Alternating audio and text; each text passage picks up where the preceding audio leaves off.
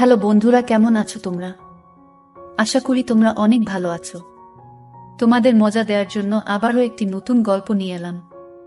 আজকের গল্পটি খুবই মজাদার হতে চলেছে। আমি শিওর বলতে পারি গল্পটি শেষ পর্যন্ত শুনলে তোমাদের দাঁড়িয়ে যাবে। তাই ভিডিওটা শুরু থেকে শেষ পর্যন্ত দেখার অনুরোধ রইল। তাহলে কথা না বাড়িয়ে এবার আসল ঘটনা আসি। আমি সাজেদুল ইসলাম পল্লব, সবাই আমায় পল্লব নামেই চিনে। বয়স 25, উচ্চতা 5 ফুট 8 ইঞ্চি। 6 বছর আগে সেনাবাহিনীতে ভর্তি হয়েছি, বর্তমান পোস্টিং হয়ে যশোরে। আমাদের বাড়ি দিনাজপুর। বাড়িতে মা আর ছোট একটা বোন আছে। বাপ মুহিদুল ইসলাম অনেক আগে মারা গেছে। আমি তখন ক্লাস 10-এ পড়ি আর ছোট বোনটা 6-এ পড়ে। তখন থেকে মা নিজে সংগ্রাম করে সংসার চালিয়েছে। ঘরে বসে সেলাই মেশিন দিয়ে মানুষের কাপড় বানিয়ে বানিয়ে আমাদের ভরণ পোষণ করেছে। কিছু চাষের জমি ছিল, তা চাষ করে আমাদের সংসার চলত। না তো আমার চাচা কাকারা যেমন হারামি এক মুঠো ভাত তুলে দেওয়ার মানুষ ছিল না। নানা নানি দাদা দাদি অনেক আগেই মারা গেছেন। মামা মামিরা আত্মীয় স্বজনরা কিছুটা সহযোগিতা করেছে, তাও না করার মতো। সাহায্য করেছে যাতে মা যা সম্পত্তি পেত ভাগে তা লিখিয়ে নিতে পারে। আমার সহজ সরল মা তা দিয়েও দিয়েছে। যা হোক, আমি কলেজে ভর্তি হয়েছি কেবলই, এমন সময় শুনলাম সেনাবাহিনী লোক নিবে। মাকে বলে লাইনে দাঁড়িয়ে গেলাম। আমার নিজের উপর ভরসা ছিল, কারণ আমি মোটামুটি সব দিকেই পারফেক্ট ছিলাম। যেমন উচ্চতা তেমন বডি। মা বলে আমি আমার নানা মামাদের মতো হয়েছি, ঠিক পালোয়ান। বাবা কাকারা তো এক একটা খাটো আর চিকন, কিন্তু সব কয়টা শুধু বোদের হাড্ডি। যাই হোক, ভালোই ভালোই টিকে গেলাম। বাড়িতে খুশির ঢোল বেজে উঠল। সবাই বলা বলি করল, যাক ছেলেটা চাকরিতে গেলে এখন যদি শেফালির কষ্ট দূর হয়। হ্যাঁ, আমি আমার মার কষ্ট দূর করার জন্য কোন দিকে না তাকিয়ে খেলাধুলা করার বয়সে চাকরিতে চলে গেলাম। গ্রামের বাড়ি হওয়াতে ভয়ের কিছু নেই, আশেপাশে তো চাচারা আছে। বোন রূপা আক্তার, বয়স 18, ইন্টার সেকেন্ড ইয়ারে পড়ে। বাবার মতো টিনে কাঠি। আমারই এমন মেয়ে পছন্দের না। জানি না অন্য ছেলেরা কিভাবে আমার বোনকে পছন্দ করবে। মা শেফালি বেগম, বয়স মনে হয় 42 হবে, দারুণ দেখতে, এখনো যুবতী মেয়েদের সাথে পাল্লা দিতে পারবে। ফর্সা লাল টপকে, মার দীঘল কালো চুল ঘন মেঘের ভেলা, এত ঘন লম্বা চুল যে তা সারা পিঠ বেয়ে কোমর ছড়িয়ে নিচে নেমে যায়। লাল টকটকে ঠোঁট আর টানা টানা চোখ, সব মিলিয়ে আমার কামনার নারী, আমার জন্মদানকারী বিধবা মা। যা চরম পাপ, যা কখনো পাওয়ার নয়। সবই জানি, সবই বুঝি, তারপরও মনের কোথায় যেন শেফালিকে নিয়ে স্বপ্নের নীড় রচনা করি। যেখানে মা নয় সে আমার শেফালি, শুধু শেফালি। আমার মনের এই গোপন চাওয়ার কথা শুধু আমি জানি। আমার সরকারি বেতনে মার রূপ যেন দিনকে দিন বেড়েই চলছে। মার গর্বে বুক সব সময় ফুলে থাকে। গ্রামে সব সময় আমার জয় জয়কার। 5 বছরে ভাঙা ঘর পাকা করেছি। এখন 4 রুমের বাড়িটা আমাদের শান্তির নিট। এবার ছুটিতে এসেই মা বায়না শুরু করলো আমার বিয়ে দিবে। কিন্তু আমার বিয়ের প্রতি কোনো মন ছিল না, যদিও এটা অনেক আগে থেকেই আমার বিয়ের কথা ভাবছে মা। আমি শুধু বারবার এড়িয়ে যাচ্ছি। আজ এ নিয়ে মার সাথে মুখ কালাকালি হয়ে গেল। মার এক কথা, রূপা বড় হয়েছে, বিয়ে দিতে হবে। এরই মাঝে কয়েকটা সম্বন্ধ এসেছিল। তার বিয়ে হয়ে গেলে সে একা একা কিভাবে থাকবে, হ্যান ত্যান কত কথা। আমি এসেছি শুনে ছোট মামা এলো। সারাদিন থেকে বিকেলে যাওয়ার সময় আমাদের সবাইকে নিয়ে যেতে চাইল। আমরা না যাওয়াতে জোর করে রূপাকে নিয়ে গেল। বলল 2 দিন পর মা বেটা গিয়ে বেরিয়ে আসবে আর রূপাকে নিয়ে আসবে। আমাকে আর মাকে নিয়ে যাওয়ার জন্য আর কি এমনটা করল। সন্ধ্যা থেকে আকাশটা মেঘলা হয়ে আছে দেখে বাইরে গেলাম না। না হলে 2 দিন থেকে এসে সন্ধ্যার পর বন্ধুদের সাথে আড্ডা মারতে বেরিয়ে পড়ি। আজ গেলাম না দেখে মাও খুব খুশি। গরম গরম পকোড়া ভেজে দিল। বিছানায় বসে মা বেটা মিলে আরাম করে খাচ্ছি। পল্লব, হুমা, কাউকে পছন্দ করিস? আমি মার মুখের দিকে তাকিয়ে মুচকি মুচকি হাসছি। বল না করিস? করলে এতদিন তুমি জানতে না, তবে হ্যাঁ, একজনকে খুব ভালো লাগে এবং এও জানি তাকে আমি পাবো না। কেন কেন পাবি না? আমার ছেলে কি দেখতে খারাপ? কোনো লাট সাহেবে বেটি সেরে? হা হা, তুমি দেখি রেগে গেলে। রাখবো না, এমন সোনার ছেলে আমার। আর কি না, বল তুই কে সে? বাদ দাও মা, আমার যাকে ভালো লাগে তার কথা দুনিয়ার কাউকে বলতে পারবো না, শুধু সৃষ্টিকর্তাকে ছাড়া। মা আমার এমন গম্ভীর কথা শুনে অবাক হয়ে চেয়ে রয়েছে। এটা কি কথা রে বাবা? আমাকে বলতে না পারিস তোর ভাবি মানে জামালের বুয়ের কাছে বলিস তুই? জামালের বুয়ের সাথে আমি অনেক ফ্রি ভাবে কথাবার্তা বলতাম, কিন্তু আমি মাকে বললাম তা না, তুমি আমার সবচেয়ে বড় বন্ধু, তোমাকেই যেহেতু বলতে পারছি না, সেখানে ভাবিকে বলতে গেলে তারা তো আমাদের শত্রু হবে, তাদের বলতে যাব কেন? তাহলে বল না, কে সে? কোথায় বাড়ি? কোন বাড়ির মেয়ে? মেয়েটি দেখতে কেমন? নাকি? আমি চুপ করে বসে রয়েছি, কোনো প্রশ্নের উত্তর দিচ্ছি না। মা অনেকক্ষণ আমার উত্তরের অপেক্ষা থেকে মুখ গোমড়া করে চলে গেল। ঘন ঘন বিদ্যুৎ চমকাচ্ছে, আকাশটা কালো হয়ে আছে, রাতের তারাগুলো না জানি কোথায় ডুব দিয়েছে। আমি জানালার গ্লাস খুলে দিয়ে ঠান্ডা হাওয়া গায়ে মাখছি, হাত বাড়িয়ে ব্যাগটা নিয়ে খুললাম, সিগারেটের প্যাকেটটা বের করে একটা ধরিয়ে টানছি। প্যাকেট রাখতে গিয়ে মোবাইলের বক্সটার কথা মনে পড়ল।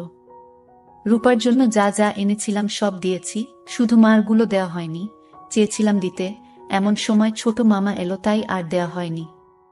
নতুন অ্যান্ড্রয়েড সেট, মা খুব খুশি হবে। আরেক বক্সে একটা স্বর্ণের চেইন। মার যেটা ছিল সেটা আমার এসএসসি ফর্ম ফিলআপের সময় বিক্রি করে দিয়েছিল।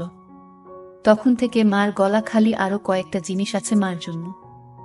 আয় খেয়ে নে, ঝড় আসতে পারে, কারেন্ট চলে গেলে খেতে ঝামেলা হবে। আমি তাড়াতাড়ি সিগারেটটা জানালা দিয়ে বাইরে ফেলে দিয়ে, দাও।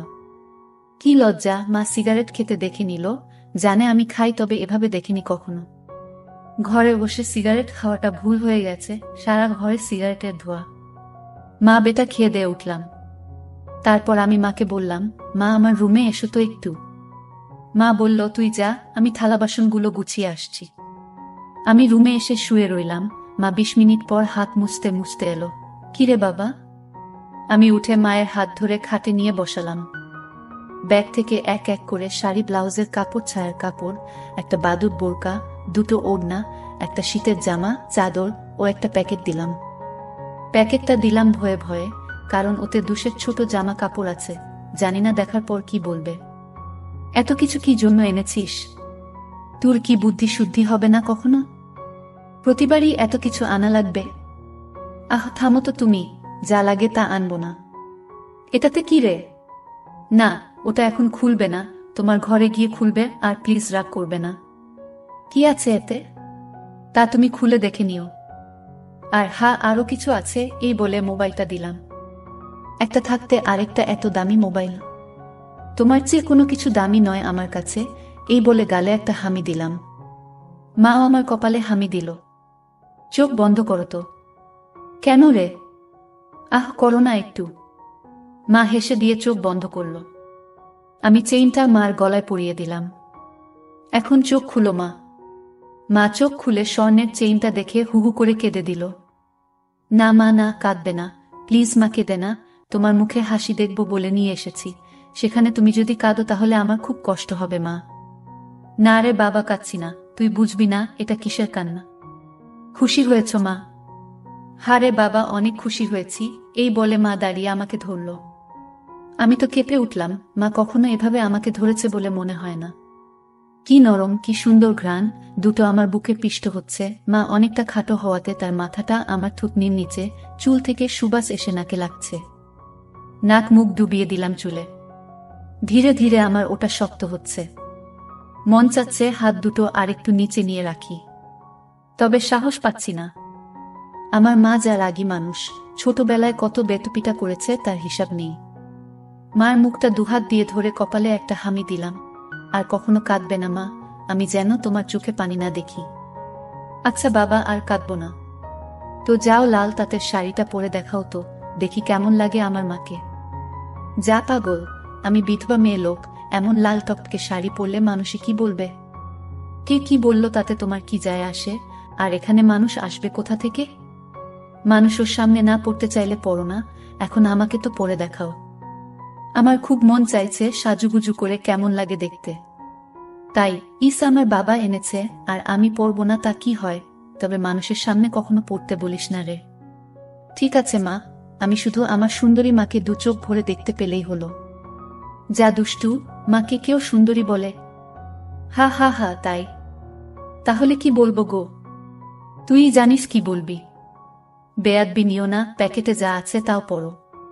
কি আছে রে এতে? যা খুলে দেখো। মা চলে গেল। আমি পিছন থেকে তার পাছার দোল দেখে মুগ্ধ হয়ে গেলাম। এ মহিলার কি কখনো যৌবনে ভাটা পড়বে না? প্রায় 15 মিনিট পরে মা এলো।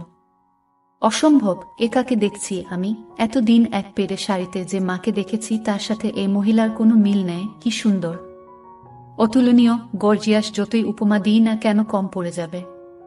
মা দরজার কাছে দাঁড়িয়ে আছে, আমি বিছানার পাশে হা করে দাঁড়িয়ে আছি। মা ভীষণ মায়াবী করে হেসে চোখের ভ্রু উঠানামা করে জানতে চাইলে, কি কেমন? আমি ধীরে ধীরে মার সামনে গিয়ে দাঁড়ালাম। কি রে, কেমন হয়েছে? দারুণ মা, খুব সুন্দর, মনে হচ্ছে অ্যাঞ্জেল। যা দুষ্টু, মাকে এমন কমপ্লিমেন্ট দিতে হয়? আমার 10 পাস মা যে এমন কথাও বলতে পারে জানা ছিল না। সরি মা, বলে হাত ধরে বিছানায় নিয়ে বসালাম। আমি নিচে বসে মার কোলে মাথা রাখলাম। তুমি সব সময় এমন ভাবে থাকতে পারো না মা? মা আমার মাথায় চুলে হাত বুলিয়ে দিয়ে, কি পাগলের মতো বলছিস? মানুষে দেখলে কি বলবে? তাহলে বলো, আমি যে কয়দিন থাকবো সে কয়দিন এমন করে সেজে থাকবে? কেন রে? আমার খুব ভালো লাগে মা। পাগল, আচ্ছা থাকবনি। আমি মুখ উঠিয়ে মার মুখের দিকে তাকিয়ে, ওগুলো পড়েছ মা? যা শয়তান, কিছু তো স্মরণ কর। মার জন্য কেউ এসব আনে? জানি না মা কেউ আনে কিনা, তবে বাবা থাকলে হয়তো আমিও আনতাম না। সে নেই দেখে মনে হলো আমার মার তো ভালো মন্দর খোঁজ রাখার কেউ নেই, তাই নিজেই রাখি। রাগ হয়েছ মা? না, রাগ হয়নি, কিন্তু আর আনিস না। কেন মা, পছন্দ হয়নি নাকি সাইজে হয়নি? সব ঠিক আছে। তবে কি মা? মা লজ্জায় মুখ ঘুরিয়ে নিয়ে, তুই এনেছিস ভাবলে পড়তে শরম করে রে। আজ থেকে আমাকে ছেলে নয় বন্ধু ভাববে, তাহলে আর শরম করবে না, হবে মা আমার বন্ধু। যাহ পাগল, সমবয়সী না হলে কি বন্ধু হওয়া যায়? এ যুগে ওসব পুরনো কথা মা। তাই বলে মা ছেলে? হ্যাঁ মা ছেলে, এতেই তো ভালো, একে অপরের কাছে আসা যায়। তুই অনেক বড় হয়ে গেছিস দেখি, কি সুন্দর কথা বলছিস। তা তো অবশ্যই, কয়দিন পর তোমার ছেলে 2nd লেফটেন্যান্ট অফিসার হবে। খুব ভালো হবে রে বাবা, খুব ভালো হবে। এমন সময় বিদ্যুৎ চলে গেল।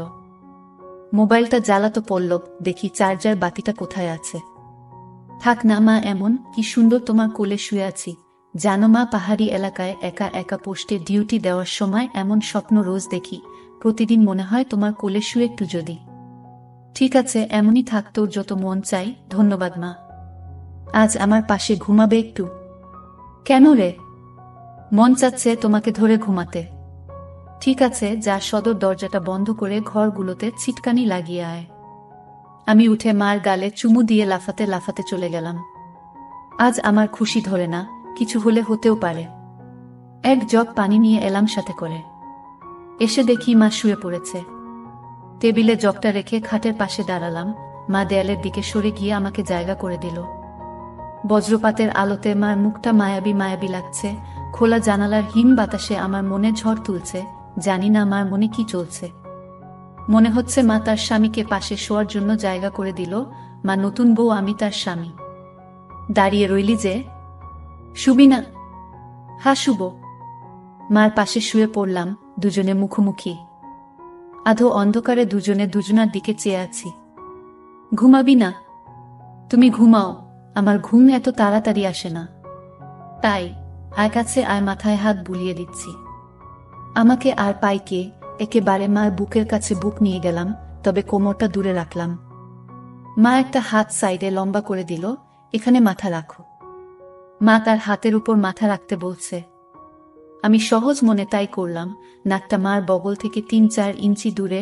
ভালো মতো দেখতে না পেলেও বুঝতে পারছি যে এর বেশি দূরে নয়, কারণ ঘামের ঘ্রাণ পাচ্ছি। মার বগলের ঘ্রাণেই তো আমার শরীর আনচান আনচান করছে। মার বাম হাতের উপর শুয়ে আছি, মা ডান হাত দিয়ে মাথায় হাত বুলিয়ে দিচ্ছে।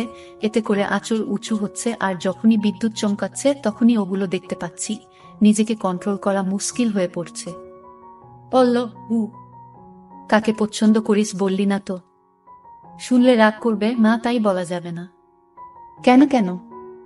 এমন কাকে তোর মনে ধরেছে যে শুনলে রাগ করব? বাদ দাও না মা, নিজেকে তোমার কাছে ছোট করতে চাই না, চাই না তোমার মনে কষ্ট দিতে। তোর কথার তো আগা মাথা কিছুই বুঝছি না। নাই বা বুঝলে মা? তোমাকে একটু ধরি? মা হি হি করে হেসে, ধর। কি সুন্দর ঘ্রাণ গো মা তোমার।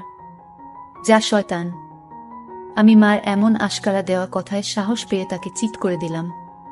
মন চাচ্ছে কোমড়াটা উপর তুলে দিতে। মুখটা উঁচু করে হামি দিয়ে বললাম, আমি তোমাকে খুব ভালোবাসি মা। মা আমার মুখটা দুহাত দিয়ে ধরে, আমিও তোকে খুব ভালোবাসি রে বাবা। আমার ভালোবাসাটা অন্যরকম মা। কেমন রে? মা ছাড়া আরো অনেক কিছু।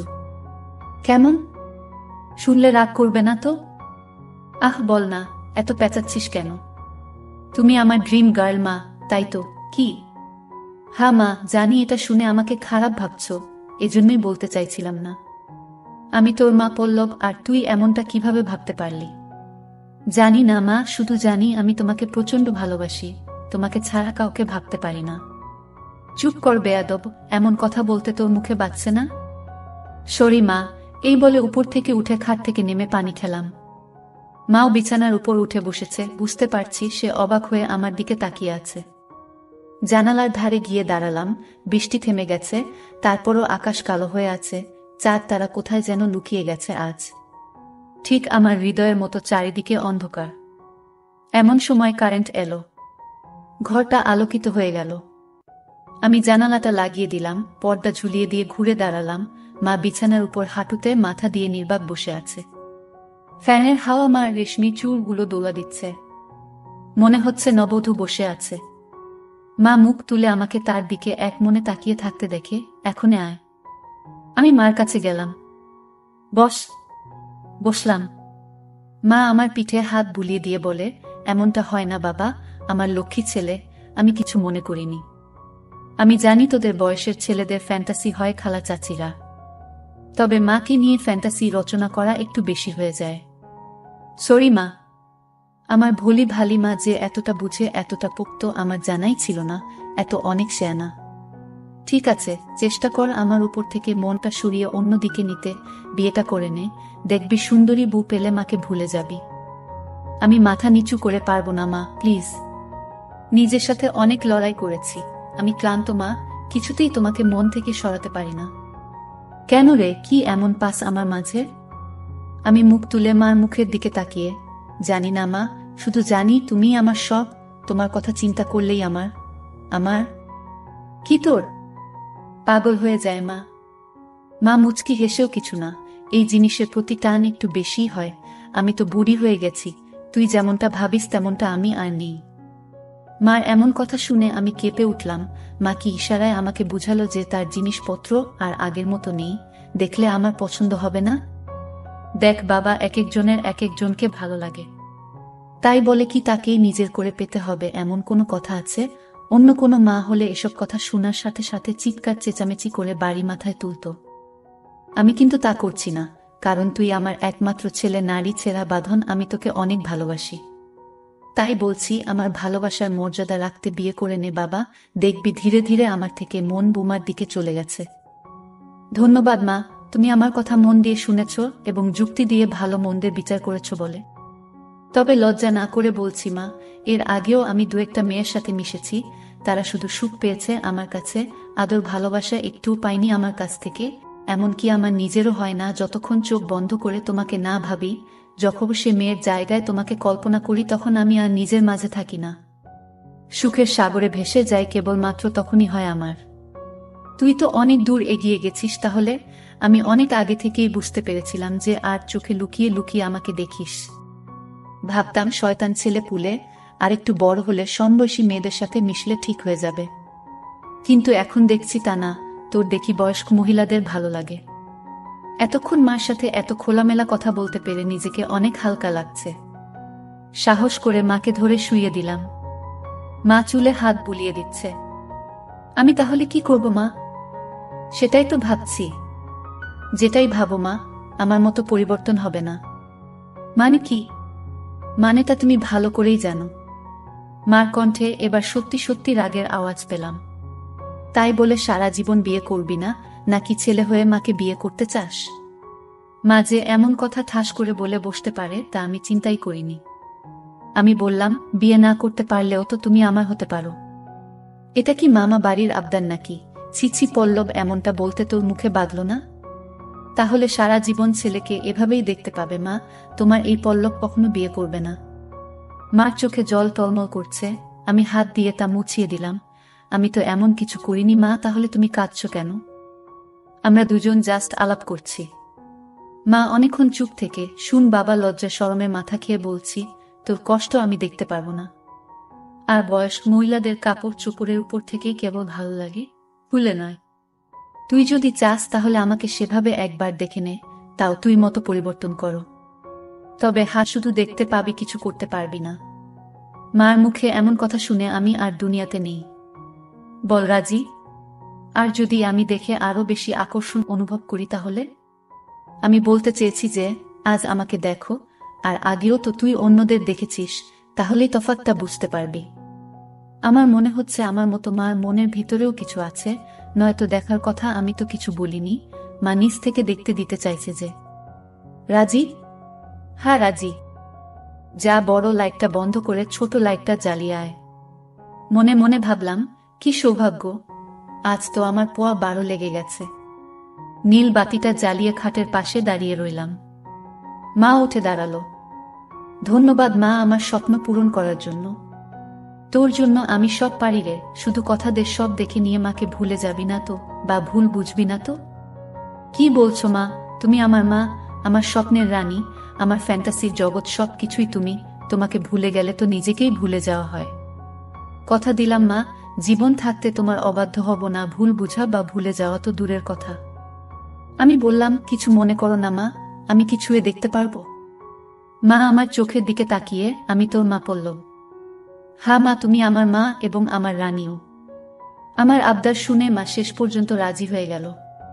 তারপর মা বলল, আমি তোর সব আশা পূরণ করব, তবে একথা পৃথিবীর কেউ যেন জানতে না পারে। আমি বললাম, ঠিক আছে মা, একটা শুধু তুমি আর আমি ছাড়া পৃথিবীর কেউ জানতে পারবে না। মা আমার কথা শুনে বিশ্বাস করলেন এবং আমার সব আশা পূরণ করল। কিন্তু আজ আমি তোমাদের সব সত্য কথা বলে দিলাম, কিন্তু এসব সত্য কথা কেউ কাউকে কখনোই বলে না। প্লিজ বন্ধুরা, গল্পটি ভালো লাগলে সামিয়া ব্লগ চ্যানেলটি সাবস্ক্রাইব করে দিও।